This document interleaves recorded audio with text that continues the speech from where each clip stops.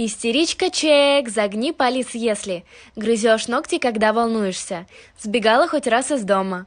Можешь расплакаться без повода. Тебя задевает мнение других. Ты очень ревнивая. Когда волнуешься, кусаешь губы. Всем привет, как ваши дела? Я извиняюсь, что сегодня вышла поздно, но все-таки вышла. Представляете, сегодня у нас с вами 7-й день марафона. Это означает, что мы целую неделю с вами без сахара. Кто со мной и ни разу не сдался, вы молодцы. Я вас поздравляю с первой неделей. Сегодня был на самом деле очень такой стрессовый день, если так можно сказать.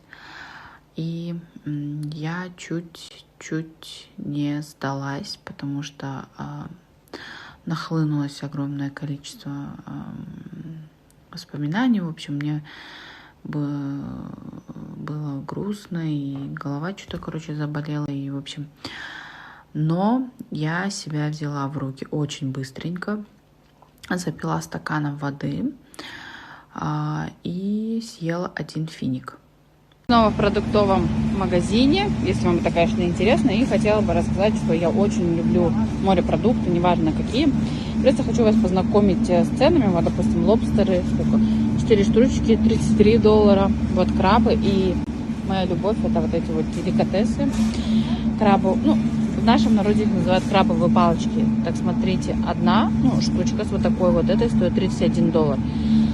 Теперь, в общем, была такая ситуация, я почему-то думала, что всю жизнь, что крабовые палочки, которые у нас продают, которые мы добавляем в салаты, это типа реальные, а оказывается нет, они собираются и делаются непонятно из чего, из всех отходов рыб собирают, красят.